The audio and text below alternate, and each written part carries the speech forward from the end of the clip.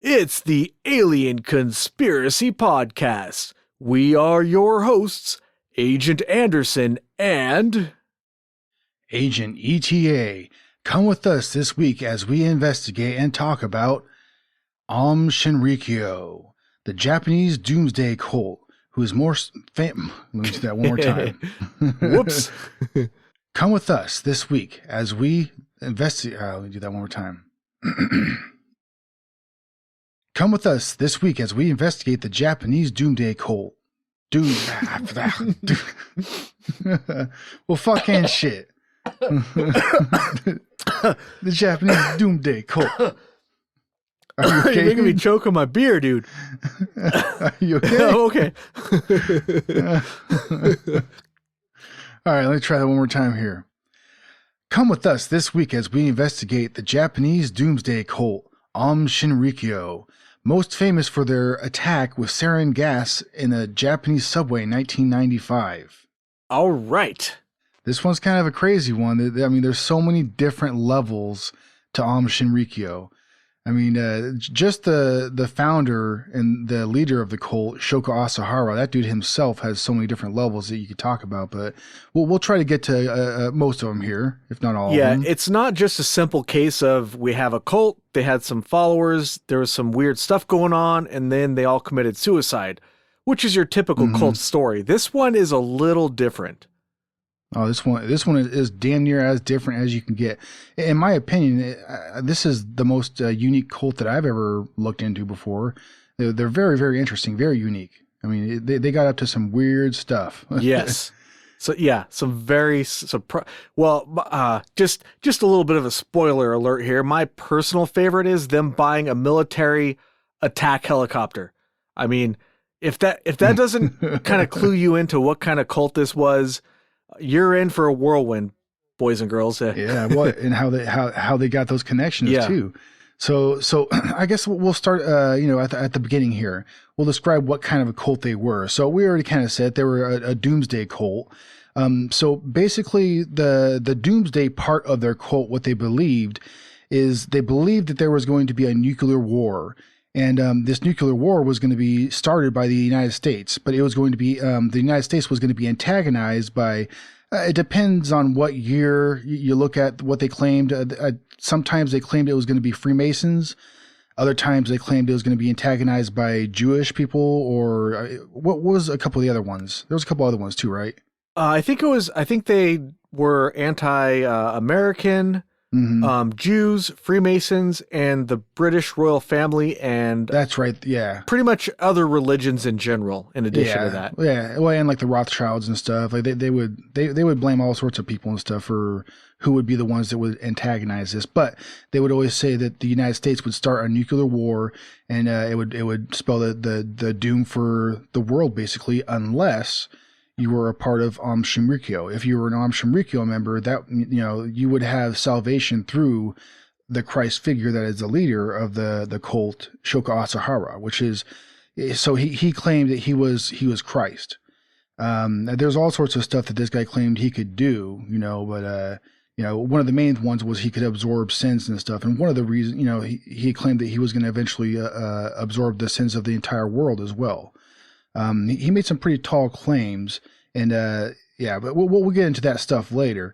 But so they basically were attempting to engineer an apocalypse, basically, through his actions, the cult's actions, and what they were doing. Not just the gas attacks that they're known for, but there's a lot of stuff that they were building and starting to try to put into place. This guy was really, really trying to actually make something happen. That's one of the things that kind of strikes me about this case is this guy wasn't messing around. He wasn't in it for, benefit financially through, religion or something like that, through, making people give them all their worldly goods when they join the cult, like a lot of cult members or leaders do, Well, he did do that, but unlike other cults, he wasn't spending that on like yachts and expensive vacations. He spent that on, stuff to actually cause the apocalypse. What he said, he practiced what he preached. And this, well, yeah. Well, he definitely indulged. If you see like the progression of pictures of this guy throughout the years, I mean, he definitely became a larger fella. That's for sure. Throughout the years, he didn't start off a big old butterball, but he definitely ended up one. But the impression I get though is that he actually believed the stuff he was saying, whereas sometimes I don't always get that impression. Sometimes I feel like with these cults, the cult leader is just taking advantage of people. But in this case, I think this guy was actually drinking his own Kool-Aid. Yes, he was. This guy was truly insane. And as a matter of fact, in his after when he was going through trials and stuff, after he had been arrested, his daughter actually had tried to introduce that, I guess, as a defense. They tried to get a retrial, and try to say that he was unfairly prosecuted because he should have been prosecuted as under somebody presumed to be too insane to be put on trial, I guess, was what she was trying to argue. But I guess it doesn't work like that over there. So anyways, let's get back on subject here. Yeah. I'm getting off track, but so I guess we'll talk about Shoko Asahara and the lead up to him forming the cult. We'll talk a little bit about his childhood and some of the stuff that he did prior to forming the cult.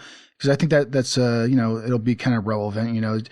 Understanding the character that was at the head of that cult, I think would really go a long ways towards helping people understand the cult itself. Because like we had said before, there's some weird freaking stuff that these people got up to, and the levels of infiltration too, and different levels. The media, the government, and law enforcement and stuff like that as well. It was pretty actually kind of impressive what they were able to accomplish. Very nefarious, no doubt about that. But I just like to point out, even though Agent ETA is using the past tense, these guys are still around. Shoko Asahara is not, but this cult is still around. They changed their name, but they're still out there. As far as I can tell, they're not doing the things that we're about to talk about still, as far as I can tell. But some of the same people are still involved, so who knows? Yeah. Well, I think just I remember while I was doing the research here, there was recently it's not too recent. I think it was in 2018. There was a no, was it? What was it? Recently there was an attack where a former member of the cult had driven a car deliberately into a crowd of people. I think it was during like a New Year celebration or something like that in Tokyo. But it was because they're still executing people for these attacks and stuff that some of the cult members, because how long the court process has taken. Shoko Asahara himself didn't get executed until 1990. Or, I mean, sorry, I'm looking at my notes here. I'm looking at. I almost said 1995. Somewhere. No, it was 2000. It was July 6th, 2018. Well, he's been murdering people since like the late 80s, I think. So. He just got executed like very recently. So this is still sort of current, actually. Yeah. It's surprising how long it took. Through all these the appeal processes and stuff that they went through. But anyways, let's talk about Shoko Asahara, his childhood, and I guess some of the red flags. I think because there was a couple of them, early on in his life where I don't think people around him could have in any way, shape, or form predicted what this guy was going to end up becoming. But the guy was definitely an oddball from the start. But so he himself was born with infantile glaucoma, where he was fully blind in his left eye and mostly blind in his right eye. So for that very reason, when he was a child, he went to a school for the blind. And Shoko Asahara was one of 7 kids. There was 5 boys and 2 girls in his family.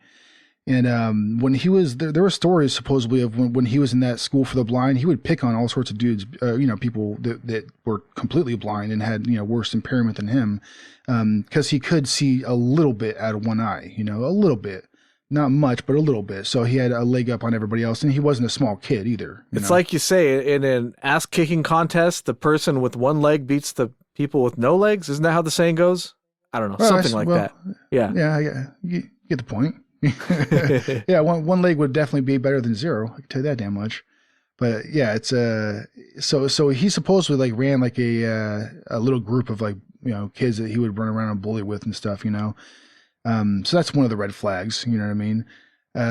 He supposedly from an earlier age, maybe not that young, but he was supposedly always kind of interested in different stuff like astrology and yoga and Buddhism and things like that.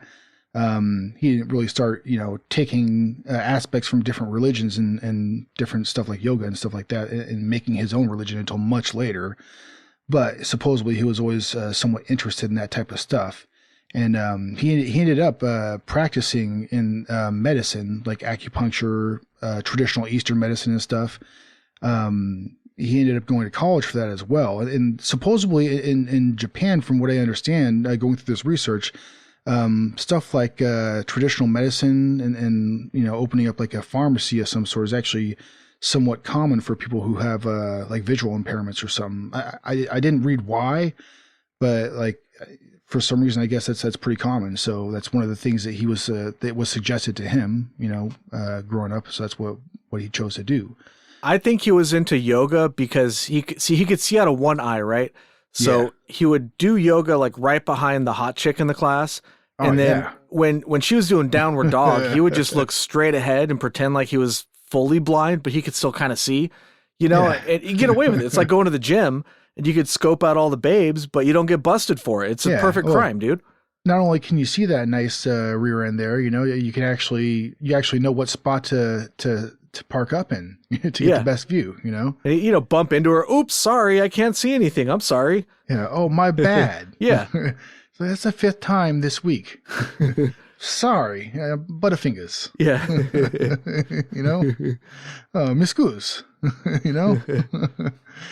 But yeah, he let's see. Let me restart here. I lost my train of thought. We were talking about. Sorry about that. Yeah. No, I started thinking. Obviously, mental pictures start coming in. And altering my train of thought. I can't help myself. I witnessed the perfect crime. I just have to say something about it. Hey, I've been to yoga class, but I'm not blind, so I can't get away with that kind of nonsense. I ain't never been to yoga class, but I have watched yoga videos for undisclosed reasons. Anyways, so he was a bully in class and stuff. Oh yeah, that's right. So yeah, he went to community college in Tokyo and trained in acupuncture and traditional Eastern medicine and stuff. And the guy actually got married also. He ended up fathering, he had 12 kids. He had 12 kids. That dude was busy. Yeah. Good for you, sir. Yeah. That's how you overcome right there. You know what I mean? Yeah. So was his cult, were they anti-contraceptive devices, or was he just like really busy with the ladies? Yeah, I think he was just real busy with the ladies, man. And why wouldn't you be? Being a cult leader, if you're going to take a step like being a cult leader, Yeah. I mean, come on, cult leaders got to benefit from all that stress, right? You're leading a cult. I'm absorbing your sins. Yeah, that's one way to look at it. I am making you a better person. Let me absorb your sins. Come here. So yeah, he muff dives for the sins. You know what I mean? Well, if there's one way to absorb sins, I guess that's the way to do it. It's like bobbing for apples, I imagine. Yeah. Except they're not apples, they're sins. Yeah. And the sins are found during... it's not a bucket of water, it's a vagina. Yeah. I don't know. This metaphor may be getting a little stretched out. I don't know. Oh, wait, hey, look at that. Sinner. Oh, we gotta stop. Okay. Yeah. Maybe I'll edit some of that out. I don't know. It's a bit much. Oh no, I think that was just right. All right. All right. So anyway, so he has like a pharmacy where he's selling medicine and stuff, and he actually got arrested in 1981 for practicing without a license. I guess he also got caught selling unregulated drugs. So once that went kaput, I think he kind of, that probably edged him towards, I kind of have a theory. I haven't heard anybody say this, but I would think that this guy was already probably thinking about starting his own cult at this point, is that's not something that just comes up, in a daydream, you know what I mean? Yeah. You wake up on Saturday, you're bored. I've already beaten all these video games. Maybe I'll Mm-hmm. go start a cult. Yeah, yeah. You know what I'm going to do today? Go to the park? Nah, start a cult. Yeah. Yeah, no, he probably, I imagine the guy probably had been thinking about it for some time and putting the places, working it out, how do I do this, But Shoko Asahara had been described as being a very infectious individual. Like, the guy had some kind of, you ever met somebody that just like, I don't know, you wanted to like the person? Like, they just seemed like a likable person. Oh yeah, I, for sure. I guess supposedly he had the kind of personality that was like, to the nth degree as far as that goes. I mean, he was very likable, very infectious. He had a very jolly demeanor about him, I suppose, is what he's been described as. So I guess a lot of people kind of look at him as like a fathering type character, and also he was a very convincing speaker as well. So anyways, in 1984 was when Shoko Asahara not only changed his name from Shoko Asahara. His original name was actually freaking damn, I have it in my notes here. Give me one Edit. second. Edit. All right, so Shoko Asahara's original name was actually Shizu Matsumoto. Matsumoto. I would like to take this time to apologize on behalf of myself and Agent ETA for absolutely butchering all of these Japanese names. We don't know how to pronounce any of this stuff. We're just giving it our best guess. Yeah. Well, yeah. Trust me, I ain't gonna get any of these names right. I think with the Dyatlov Pass episode, that if anybody ever heard that one, they'll understand. Yeah. If you're still with us after that train wreck of pronunciation. Yeah, that one was tough. Oh, that's a good case though, man. I love that one. Oh yeah, heck yeah, it is. So, anyways, he was born Chizo Matsumoto. And before he had started the cult, or right around the time he had started the cult, was when he actually changed his name to Shoko Asahara. So he starts the cult, and he declares himself Christ, right? And he actually wrote a book about how he is the Christ. I didn't read the book, to be quite honest, but I didn't even look. I thought about it. I was like, should I buy this freaking book? I wonder if there's any freaking copies online. You know what I mean?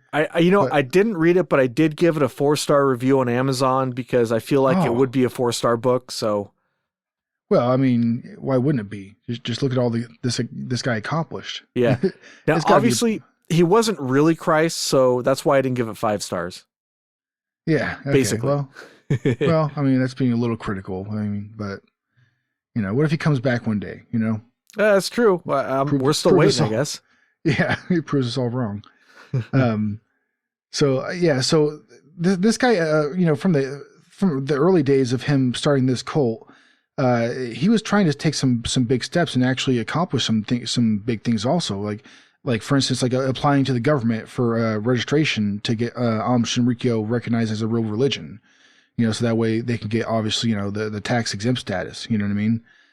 So yeah, that's huge if you want to gather money for some big plans you got in the future, And I'm not an accountant, but I strongly suspect that it's not just tax exempt, because if your followers give you $10 million and you have to give up half of it for taxes, you still got $5 million. But I think the real advantage in that case is not even the tax break. It's the lack of transparency, I believe, because once you're no longer liable for those taxes, you're not scrutinized as closely as people who are, or entities that are. At least that's what I imagine. Eyes on you. Yeah, because that makes sense. Why are they going to audit you if you're not even liable either way? They're not going to spend the resources, so you can do some crazy stuff like buy goat farms anywhere in the world, or buy helicopters or whatever shenanigans you're going to get up to, and nobody really pays much attention. So that's what I suspect the real advantage of that tax shelter stuff is, but I'm not 100% sure because I'm not a tax person. Yeah, no, you make a very good point there. I think that's quite likely. No doubt about that. But who knows how many different benefits there are?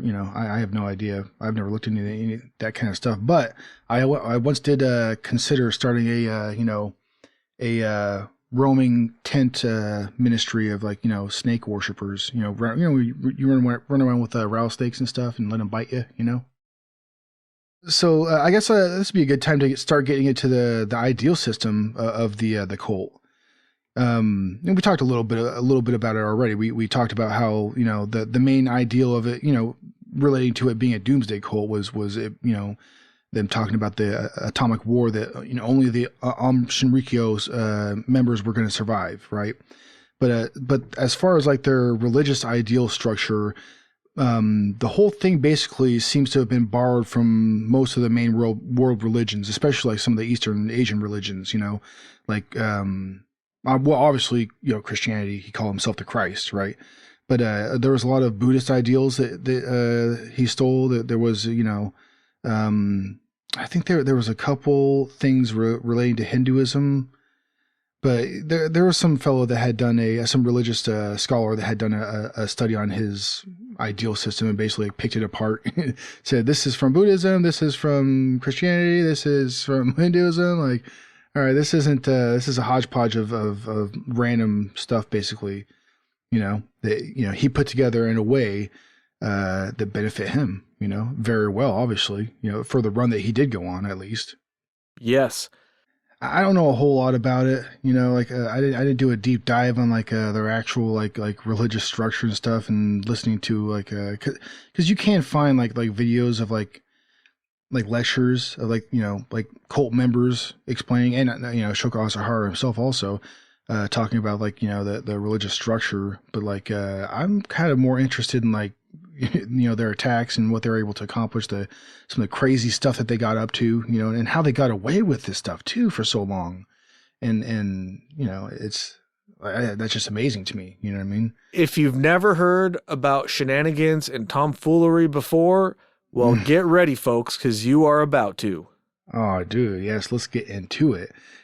So some of the things that strike me as kind of odd early on is some of the stuff like the so I guess we'll get into like some of the influence that they had early on, and some of the things that I find really odd is how fast he was able to like push out propaganda material and start getting like TV appearances and stuff, and he was able to get on some pretty influential shows, and get some pretty prime spots, and some of their like propaganda, you'd have like three younger people dancing, on a pre-recorded stream that they would stream on a major TV station in Japan, and obviously the reason why he was able to get such access was because some of his members, he had some influential members of the cult that were in media and in news and stuff too. So he got favorable, treatment and stuff. There wasn't a whole lot of people questioning him in a negative way, especially at the beginning, because of the members of the cult. But they even, I think one of the coolest things about that is they actually had an anime where, he was like, it depicts him doing all sorts of stuff, obviously like, him displaying his, immense powers and stuff, right? But also like, astro projecting, is that the right term? Like his soul spirit or whatever across like great distances, and yeah, they also it was explaining what the cult was about and stuff also, and they explained the atomic Armageddon to come, and who's going to antagonize it, who's going to start it, and how it's going to end, and the only reason why obviously you need to listen to them is because you need to join the cult to survive this, right? So it sounds to me like a slightly less bizarre version of Dragon Ball Z. Yeah, probably like a real cheap version, not quite as long and drawn out though. Okay. Like there isn't those constant like flashbacks, and like they'll have those like 5-minute long scenes where it's just like flashing back and forth, like oh, showing their like surprised faces because some revelation was just revealed through a flashback. The flashback within the flashback, and then the flashback within that to the previous flashback. But the crazy thing is that like that's actually the way that they did it. Like, that really happened. Yeah. Like I don't know. That's one of the reasons why I kind of like I love it. It's like a love-hate relationship, Yeah. But so anyways, yeah, they actually had an anime, a Shoko Asahara anime, showing the Christ figure, doing his many great deeds and stuff, and showing his immense power, But yeah, so I always found that was pretty interesting. They also had like a headgear with like electrodes connected to it and stuff, Hmm. all these wires coming down and stuff, and the purpose of this supposedly was that it would transmit Shoko Asahara's brainwaves to its user. So Ooh. you could become more divine yourself by being connected with the guru or the Christ's brain waves, I guess, I'd buy that for $1. Yeah, right. Hey, if all I have to do is connect to this freaking headset and become ascended, then hey, why not? Yeah. Yeah, I would, I wouldn't mind being an Ascended Saiyan myself, because we were just talking about Dragon Ball. I prefer to use Ascended Saiyan rather than Super Saiyan, because that was the original term, you know what I mean? So I'm going to go ahead and be a Dragon Ball snob about that. Well, I actually haven't seen Dragon Ball Z, but I have seen Naruto, and I understand that's basically a remake, so I feel like I've seen it. Well, yeah, no, that one's pretty damn good too. Yeah. There's also a lot of spacing out of the episodes as well that happens. Yeah, it's the same thing. It's mostly filler, and there's flashback. There's flashbacks, and then there's flashbacks within flashbacks, and there's even on a couple of rare occasions a flashback within an episode to an earlier point in that episode. It's crazy. Because you might have forgotten about that whole scene, But I haven't seen Dragon Ball Z, but I feel like I have, because I've talked to a lot of people about it, and I've seen Naruto, and it sounds like it's very, very similar. Yeah, I actually, just to, real quick, I actually like the humor in Naruto better than Dragon Ball. For me, I thought it was like a funnier thing, or just that the humor was funnier to me, But anyways, let's get back to the damn freaking story. All right. Oh yes, yes sir. What were we talking about? A freaking doomsday cult and shit. Yeah, well the Dragon Ball Z style anime that they did. Yes. But we're talking about the influence and stuff. Oh yeah. Yeah, so they were able to infiltrate all sorts of different levels of the government. They actually tried to get some of their cult members elected through some of the local elections, but they failed in that. But they were still able. They still had people in the government that were members that they had recruited, and that's one of the reasons why they got away with so much. One of the earlier attacks when they had released some sarin gas from a converted refrigeration truck. The reason why they were able to have so much time to clear out because they had this factory where they had moved in all sorts of material, machinery, all kinds of stuff that would have normally raised, and it did raise attention in the local area. People were asking about it, the locals, but the officials weren't doing anything about it, because every time that they planned on doing something about it, not only were those plans, like if they were going to raid it, for example, or show up to ask questions, they wouldn't do it like, the next day. They would do it like in a week. You know what I mean? So they had plenty of time to get ready for whatever was going to happen. But that's what happened within that one gas attack. It happened before the subway attack, well before. But they had people that would warn them about things that were happening, and that's how they were able to get away with it as much as they were. It's not an easy thing to have, a biotoxin lab, a homemade one, in a residential area, There were a lot of people that would, complain about noxious odors and stuff around that building too. It was never inspected until that one gas attack that they tried to, we'll get into that later. I digress. That's kind of why I was talking a little. I was kind of beating around the bush with that a little bit, because we're going to get into that later. But the influence, though, one of the reasons why they were able to get some of the like military equipment and stuff like that is because they actually have they took a trip to Russia to spread the cult there, right? And they were able to get thousands of people in Russia to sign up for the cult, not only just your average regular people. And mind you, one of the reasons why they were able to get like good quality candidates to recruit to the cult was in Japan. This cult was actually seen as like a high class type of cult, I guess you could say, if that's even like an appropriate term. There was a lot of like influential and wealthy people that had joined this cult, so it was kind of like, in some circles, I wouldn't necessarily say like the cool thing to do, but like some influential people were doing it. So, like that old saying, monkey see, monkey do. It's a lot of people do that. a lot of people operate like that. So, if you are somebody that is, likes to follow the leader with that type of stuff, then hey, you might actually be, might actually be willing to join a cult because you might be a follower, right? Mm-hmm. But yeah, so anyways, through their connections that they had in Russia after they had recruited there, they actually had some people within government and within industry there. And let's not forget the period of time that this was in, in the early 90s. That was one of those periods of time where it's not like there was a whole lot of restriction on stuff being sold out of Russia. There was, you can get a lot of freaking stuff. If you had the money for it, you could probably get it, Yeah. You want attack helicopter filled with AK-47, comrade? I get you attack helicopter with AK-47. Yes. That has to be the worst Russian accent I've ever heard. Yeah. You want nuclear submarine? You give me money worth nuclear submarine. Yes.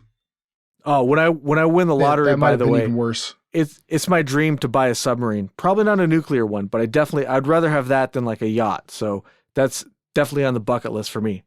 I wonder if like the Coast Guard, like when they capture like one of those like drug cartel submarines that they make, I wonder if they ever auction those things off, because the government auctions stuff off that they, captured cars and stuff, and stuff like that.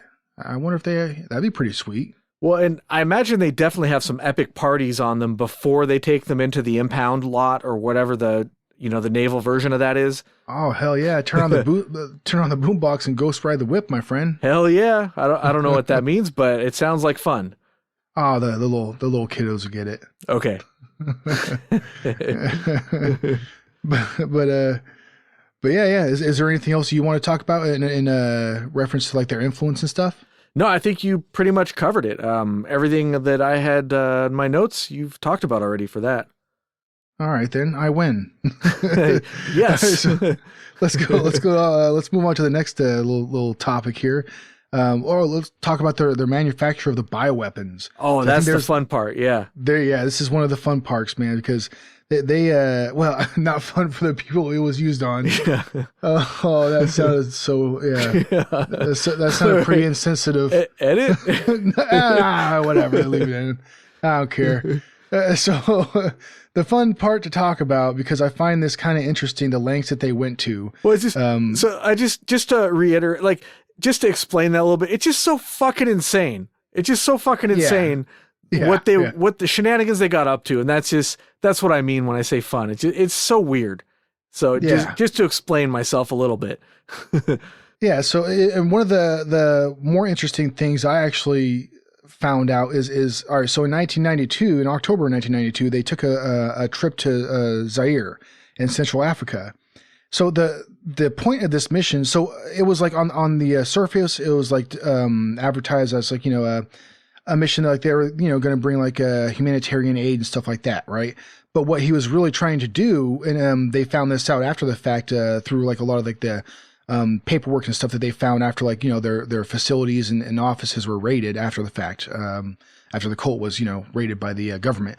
So he wanted to go there to obtain a sample of the Ebola virus because he wanted to use that. He wanted to turn that Ebola virus into he had dreams of making it into like an airborne delivery system, or making an airborne delivery system for it. Ugh, that's horrible.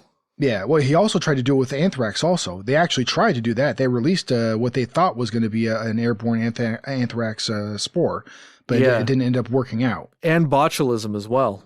Yes, yeah. They were trying all sorts of crap, man. And who knows what else. So they just, either wasn't talked about, in mainstream media, or wasn't, talked about, enough to who knows. All I'm saying is who knows what else they got up to, right? that we don't know. Whenever I read cases like this and you go, okay, well, we found out about this because 20 years after the fact, somebody admitted to it. Well, to me, that means probably what we know is only like 10% of the bullshit that they were actually up to. So who knows what they were actually up to? Yeah, oh, absolutely. Because even if it's something that you've done yourself, a series of acts, like say if it was throughout like a 2-year period, let's just say, you're not going to remember every damn thing, especially if it's in a fear dream of a freaking atmosphere like this, I would imagine. Yeah. How crazy must have some of those scenarios been if you were like a cult member being ordered to do some of the stuff that I'm assuming they must have, done. You just sit there and imagine like the scenarios, and Jesus Christ, for example, like, well, some of these chemicals were used for assassinations and attacks and stuff, so I mean, just having to like be in the facility that is manufacturing these things. I mean, some of these facilities that were searched after the fact, after all the stuff had been removed because they were, they were given a warning before it happened. They found all sorts of, like the walls were like coated with like a black goo, it wasn't very sanitary, it wasn't run like a regular lab would be, where they actually take, people's health into mind, Yeah, we're not talking about, I read the descriptions too, and we're not talking about like Gus's super meth lab from Breaking Bad. We're talking about like you give these people, it's okay, go in there with jeans and a t-shirt, toss this stuff in a plastic bucket and mix it up and see what happens kind of a lab. Yeah. Well, and some of the stories also of, because there were people that got like disappeared, like throughout their run, this cult's run. There was a lot of people, and there were even from time to time on the news, stories would leak out about, this person's looking for their family member, the last time they ever saw him was, in the company of this cult, or they knew that they were a member of this cult as well, obviously. So, but some of the people who got, disappeared or just plain disappeared were because they were working in these facilities, working with these chemicals and stuff in these biotoxins.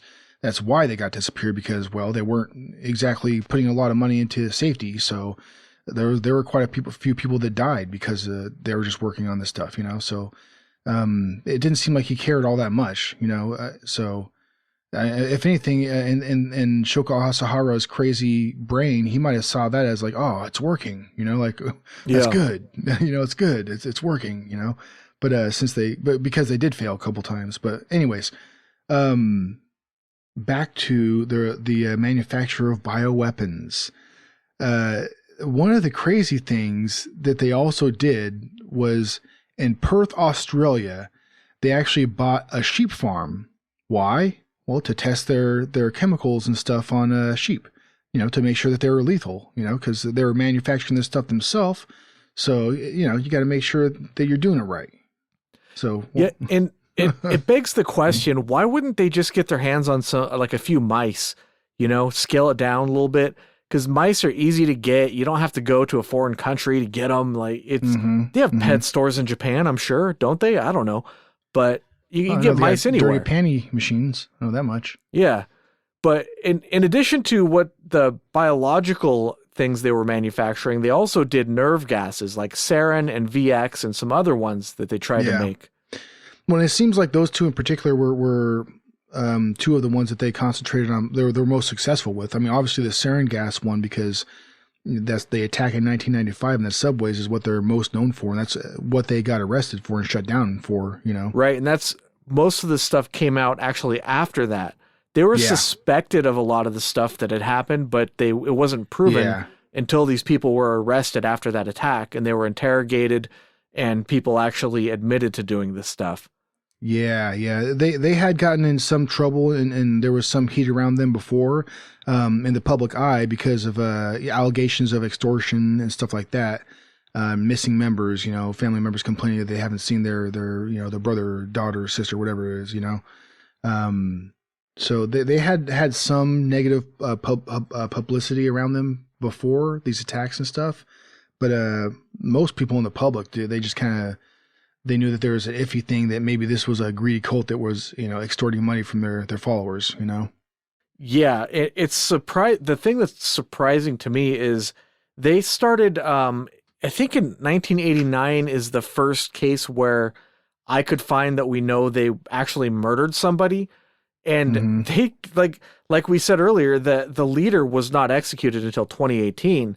So catching these people was a very slow process. But in addition to the nerve agents, they also manufactured drugs like LSD, PCP, methamphetamines, and things like that they were using in rituals and brainwashing in their cult as well. So just to add that into there, just how crazy this group is. They were not just making, like biological weapons and freaking nerve gas. How do you make like freaking nerve gas? Like, that's crazy. Like manufacturing it, and drugs. And not only that, they actually tried to manufacture AK-47s. Somebody was recruited to the cult who owned like an ironworks factory or something like that. And they converted that factory and tried to manufacture guns. But as far as I could find, they were not successful. But the fact is, they were trying to make guns too, in addition to all this other crazy stuff. It's just incredible. I had read that after like the raids and stuff, after that 1995 attack, and when they had raided like the facilities and the offices, they had arrested Shoko Asahara. They had found AK-47 parts and blueprints as well, and exactly what you're talking about. They had basically been they were setting up a factory. They're going to start mass manufacturing their own AK-47s. Yeah, which wouldn't be a bad model to do that with, since it's those parts are going to be the ammunition is going to be common. You're going to be able to find replacement parts. The specs for those parts are very well known. Yeah, but apparently they're a little harder to make than it seems at first glance. Luckily. Yeah, because they weren't able to get that up and running before the operation was shut down. Yeah. So do you want to talk about? So there was a couple of other attacks they did. A lot of them were unsuccessful. A couple of them, like they would take a truck with an open vat of chemicals and a fan, and just kind of blow the chemicals around the neighborhood, or the biological weapon, and just hope it killed people. Most of those attacks ended up being like people smelled something funny and nobody actually died. But unfortunately, there were other attacks that are lesser known. Before the main subway attack, the other attack that they were most known for was on June 27th, 1994. And that was an attack that was administered by a converted refrigerator truck. And so what it is theorized that what they were doing was basically attacking some judges that were overseeing a case that was a real estate dispute. And so it was known that they were expected to lose that case. So the cases, I forget, I think it was one case, right? Or was it multiple cases? I think it was just one case. But okay, so yeah. What I have that it was that like that there was a dispute, like they were in the city and trying to do some facilities and manufacture some stuff there, and the city kind of went against them, or the people in the city, and tried to ban them. And they signed a petition, like 140,000 people signed the petition, and that was at the time, that was like 70% of the people in the city signed the petition to try to ban these guys from like making weapons or whatever. And that's huge. That's like pretty much everybody in town like rallied against them, and that's basically what the trial was about. Yeah. Like, hey, not in my backyard, buddy. Kind of stuff. Yeah, word on the street must have been getting. I mean, there must have been some percentage of the population that weren't a part of the cult, obviously, that were aware of at least some of what these guys were up to, or at least that they were up to something that they shouldn't be doing. Yeah. And also like that their manufacturer building that was in that urban area. There have been plenty of people that had been reporting foul gases or odors, a feeling of like queasiness, or people would get sick and stuff around there because of like these foul odors and gases and stuff that were coming out of the building. Like I remember reading somebody had stated that there was like out of some of the windows and the vents in the building, they would see like the black sludge like coming out and like oozing out, or some kind of a sludge. So you're describing my bathroom, buddy. Man, you need to. after a good Thanksgiving meal. Oh yeah, dude. I mean, if you've done it right, then you should have some kind of a hiccup in your step there. Awful smells, black sludge. And I tell you what, I've been drinking some of my homebrew beer, and that's got some live yeast in it, and that. Oh, dude. That will cause some pretty interesting flatulence. I'll tell you that much. I can imagine that. You know what's the worst, dude? All right, so like driving in California on the 60 freeway heading out like to the Inland Empire, there's a part where you drive by a sewage treatment plant. And like, I used to drive by it every day on my way to work, right? And I tell you one damn thing, you'd tell the difference in the way it smelled after holidays, especially like after like Thanksgiving. It was just like on another level. You're like, oh my good Lord, you're like that stepped up a notch. Jesus. Sorry. I apologize to those sanitation workers. I used to live in that area. I don't anymore, but I still go to the bathroom. So I apologize to the sanitation workers in Northern California as well. Whatever, man. It's a necessary evil, right? Yeah. There's plenty of people around this nation that drink recycled water, right? Oh yeah, that's true actually. Well, it might be coming out of their tap at least, you know. Let's get back here. We got to keep ourselves on track, man. Oh yeah, it's true. We got to finish this up because we got stuff to do. Oh, that's right. Yeah. Okay. So, so that converted refrigerator truck attack was one of the pre-attacks. So, you know, the more notable things that happen when people might hear about. And they also use their chemicals for assassinations, for getting rid of cult members. Also, that were trying to like leave the cult. You know what I mean? It's like one of those like, you know, blood in, blood out things, I guess, for them. You know, there's only one way to leave the cult, I suppose, and that's dying, as far as they were concerned. A lot of cults, I think, are like that, where it's pretty much for life. They don't really like people to leave. You know, like, for example, Scientology, if you leave, you're declared like a person non grata or gratis or whatever. You know what I'm talking about. And once you leave, nobody is allowed to talk to you anymore. And that's a problem for people who are sort of born into it or whose entire families are in it, because now they can no longer even call their family on the telephone. It's kind of sad actually when you think about it. Well, it's saddest also for like you were alluding to, like if you were a child that was born into that, like say the Church of Scientology. I think that would be a good example. Man, that must suck because you didn't have any choice in the matter. Right. You know what I mean? That was what you were born into. So, I mean, even if you do grow up realizing as you're going through it that this is complete and utter horse shit, good luck, because there's not, what can you do about it? You know what I mean? Your parents are fully vested, assuming, you know, but yeah, that must really suck. I would say that would be a good topic for another episode, except I feel like Scientology has been pretty much done to death. For anybody not familiar, I would refer you to South Park's treatment of Scientology. I believe is the best and most succinct treatment of it.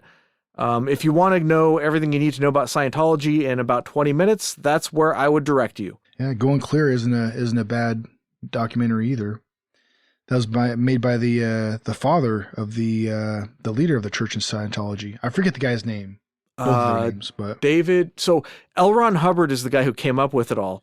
Who's he's a sort of a semi-failed science fiction writer. You know, he did okay, but he's not one of these big names like, you know, Philip K. Dick or one of these guys who they made a ton of movies out of his stuff.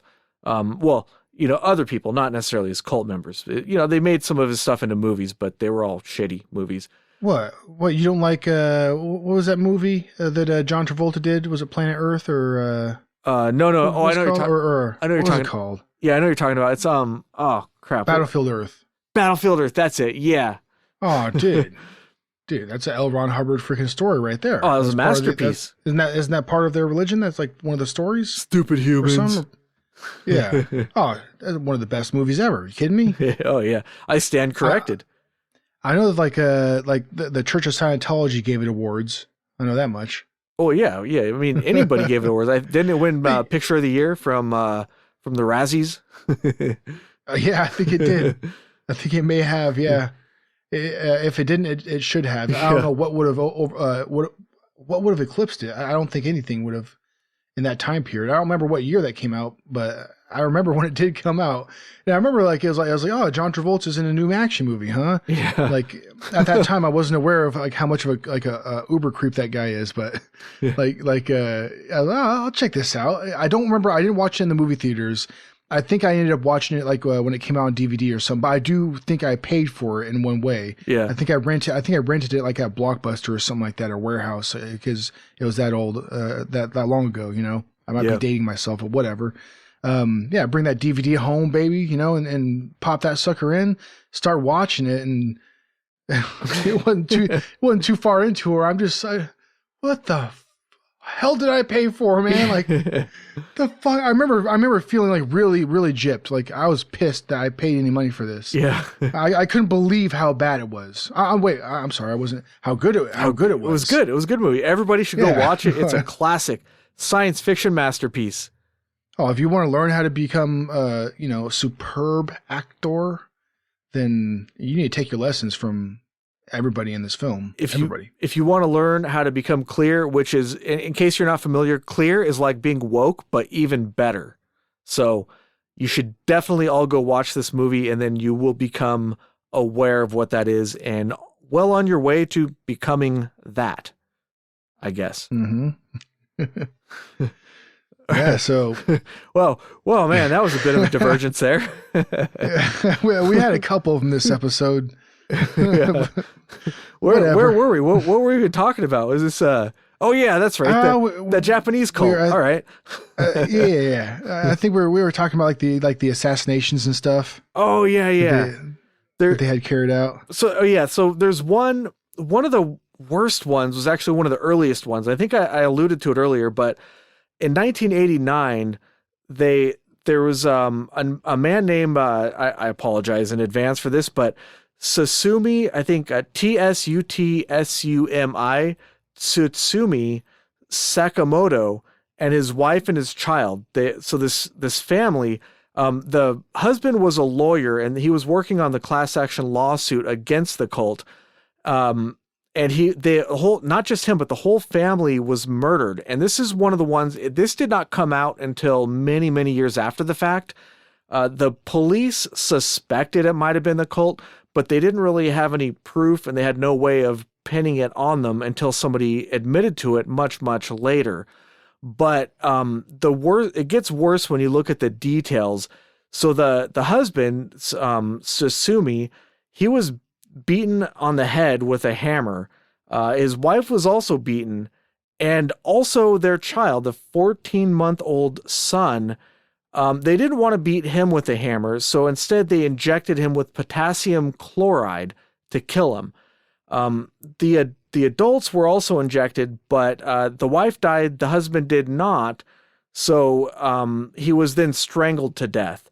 So they beat him over the head with a hammer, murder his wife and child in front of him, and he's still not dead. He's still, gurgling on the floor and just struggling or whatever. And after being able to witness that lovely event, then they just go ahead and finish him off by strangling him, which they should have done in the first place, and spared him the horror of watching his family die in front of him. But that one, of everything I've read here, that one just kind of stuck with me. It just really demonstrates what kind of people we're dealing with here.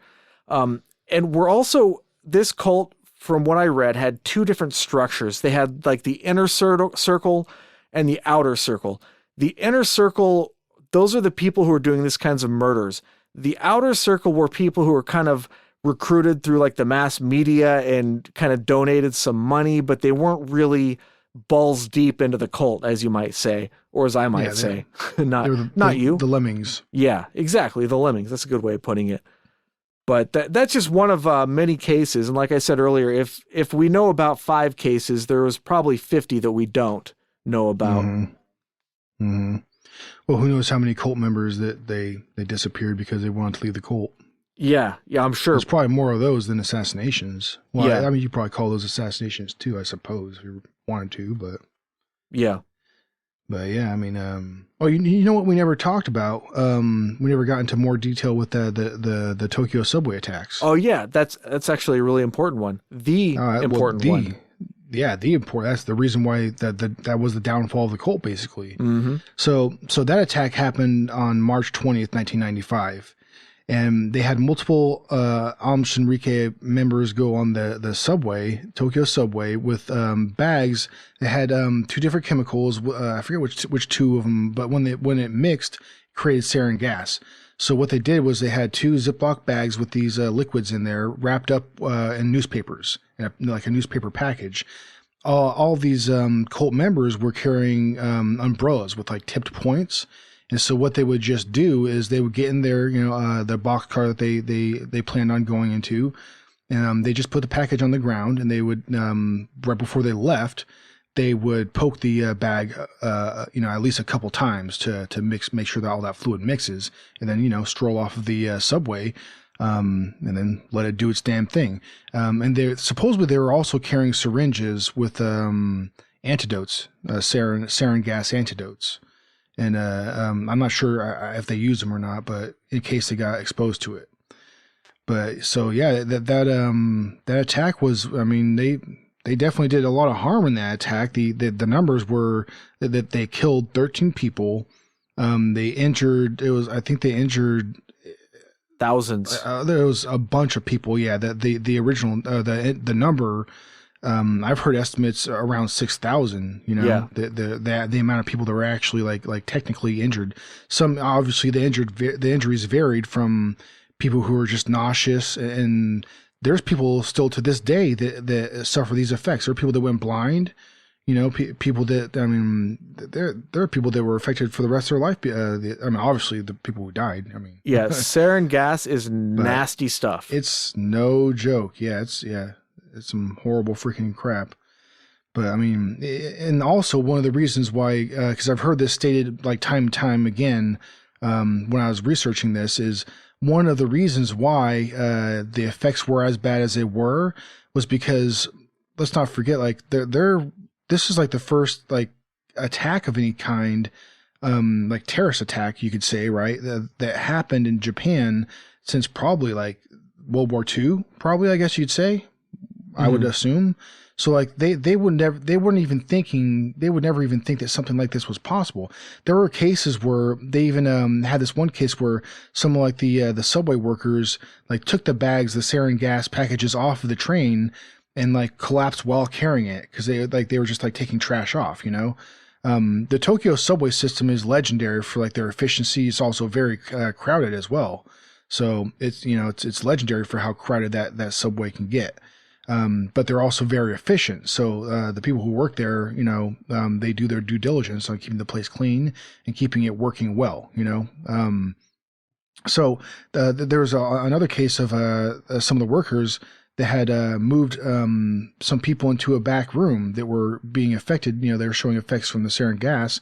One of the people had walked in there with a package and like put it in there. Obviously, all those people I think in that room died, I think. But that was a big number of those 13 people that died, I think. But all of them passed out and got messed up because they're in an enclosed area. So that kind of showed. That's one of the reasons why some of the effects were so bad. And there were so many people, not only because it's crowded.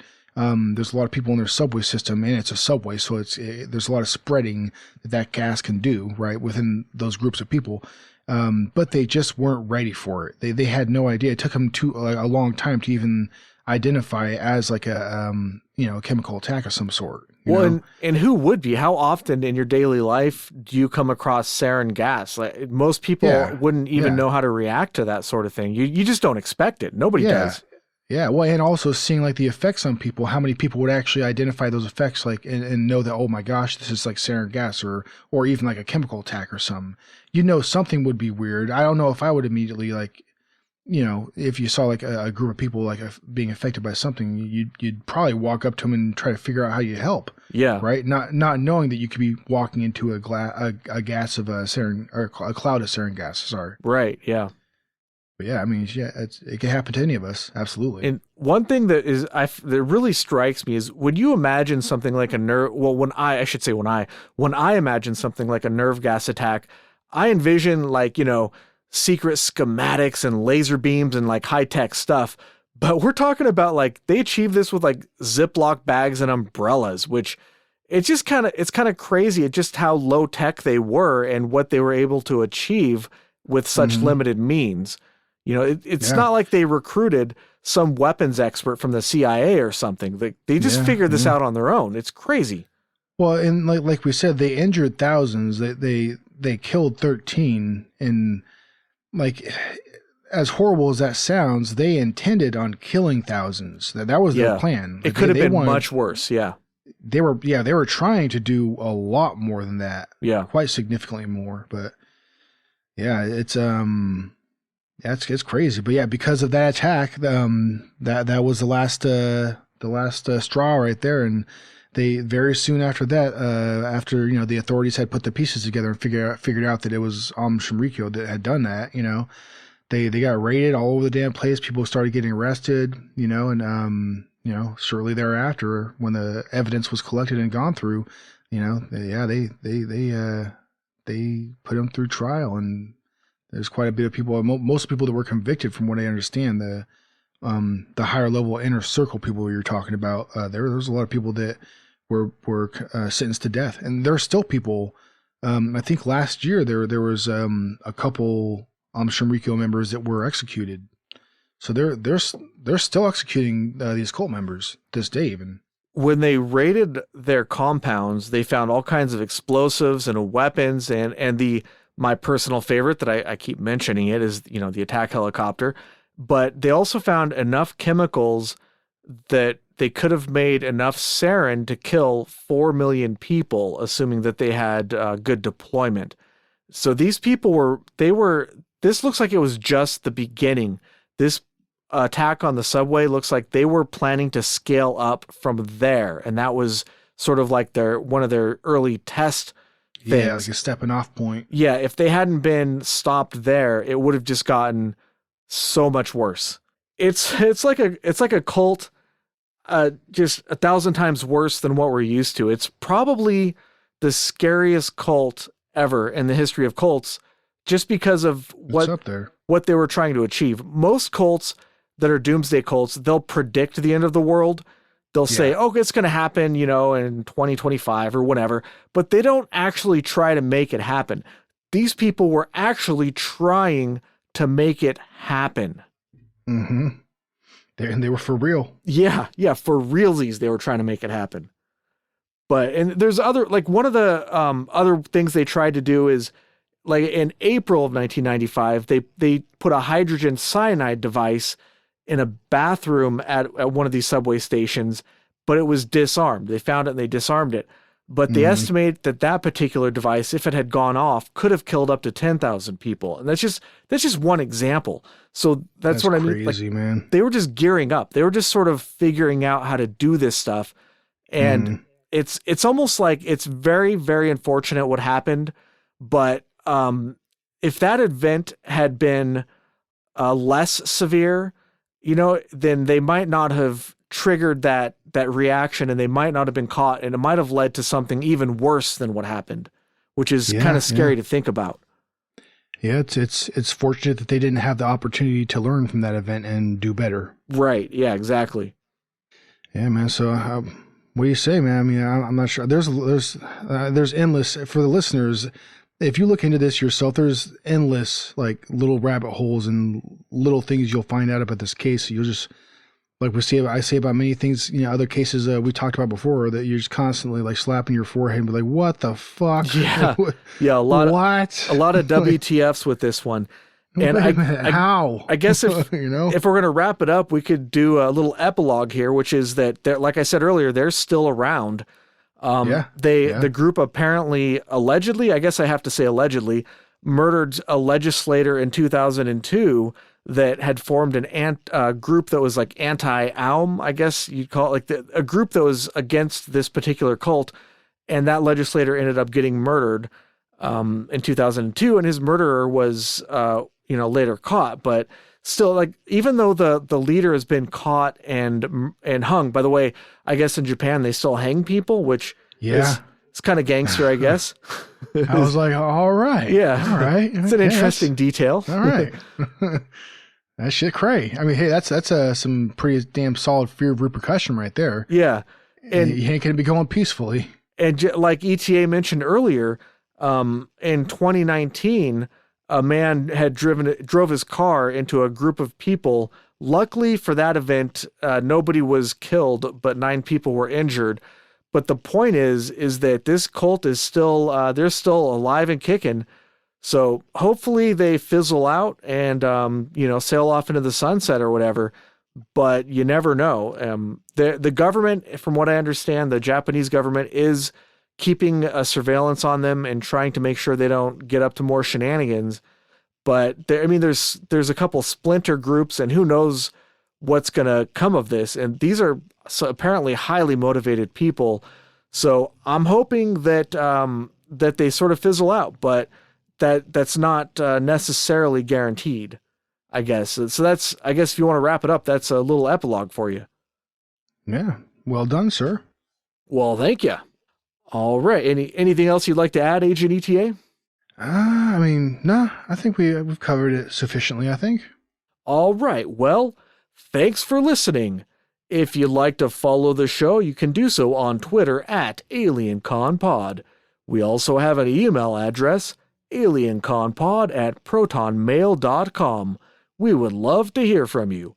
And if you enjoyed the show, you can really help us out by subscribing, leaving us a good review, and suggesting the podcast to your friends.